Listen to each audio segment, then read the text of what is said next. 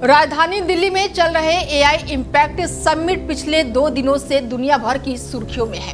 16 फरवरी से शुरू हुए इस समिट में दुनिया भर के कई दिग्गज शामिल हो रहे हैं, लेकिन 17 फरवरी को गलगोटिया यूनिवर्सिटी ने कुछ ऐसा कर दिया है कि दुनिया भर में भारत को शर्मिंदगी का सामना करना पड़ रहा है, जिसके बाद अब गलगोटिया यूनिवर्सिटी को एआई समिट से तुरंत अपना स्टॉल खाली करने के लिए कह दिया गया है। क्या है पूरा मामला, चलिए आपको बताते हैं इस खास पेशकश में। राजधानी दिल्ली में आयोजित एआई इम्पैक्ट समिट के दौरान उस वक्त बड़ा विवाद खड़ा हो गया जब गलगोटिया यूनिवर्सिटी द्वारा प्रदर्शित एक रोबोट डॉग का वीडियो सोशल मीडिया पर तेजी से वायरल हो गया और ये डेमो समिट के एक्सपो जोन में दिया जा रहा था, जहां पर यूनिवर्सिटी के प्रतिनिधि रोबोट को अपने सेक्टर ऑफ एक्सीलेंस की उपलब्धियां और इनोवेशन का उदाहरण के तौर पर पेश करते हुए नजर आए।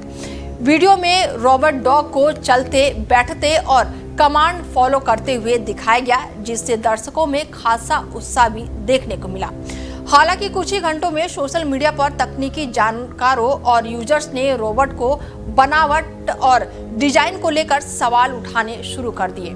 ये मॉडल अंतर्राष्ट्रीय बाजार में पहले से बिक्री के लिए उपलब्ध है। समिट में इसे ओरियन नाम से प्रदर्शित किया गया था, जिससे कई लोगों को ये भ्रम हुआ कि ये यूनिवर्सिटी द्वारा विकसित स्वदेशी प्रोडक्ट है। इसी बिंदु को लेकर विवाद गहराया और सोशल मीडिया पर पारदर्शिता और प्रेजेंटेशन को लेकर बहस तेज हो गई। देखते ही देखते मामला तकनीकी चर्चा से निकलकर एकेडमी जवाबदेही और संस्थागत दावों की विश्वसनीयता तक पहुंच गया।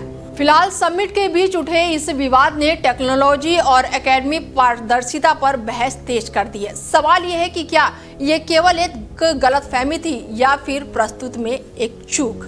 विवाद बढ़ने के बाद से एआई इम्पैक्ट समिट के आयोजकों ने पूरे घटनाक्रम की आंतरिक समीक्षा शुरू कर दी।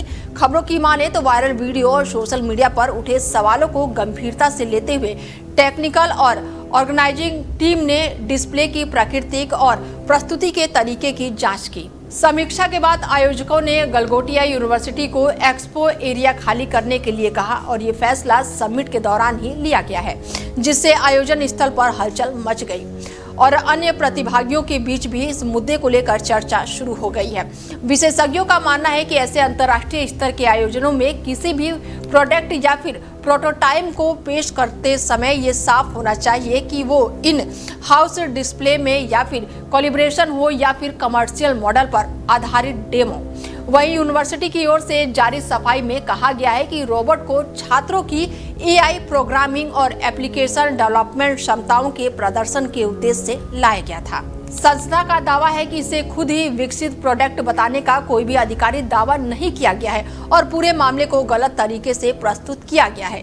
यूनिवर्सिटी ने यह भी कहा है कि उनका उद्देश्य छात्रों को वैश्विक स्तर पर उपलब्ध टूल्स और प्लेटफॉर्म के साथ काम करने का व्यवहारिक अनुभव देना है। फिलहाल समिट आयोजकों की ओर से विस्तृत आधिकारिक बयान या फिर अंतिम निष्कर्ष का इंतजार किया जा रहा है, लेकिन ये मामला शिक्षा और टेक्नोलॉजी क्षेत्र में पारदर्शिता की जागरूकता को लेकर नई चर्चा को छेड़ चुका है।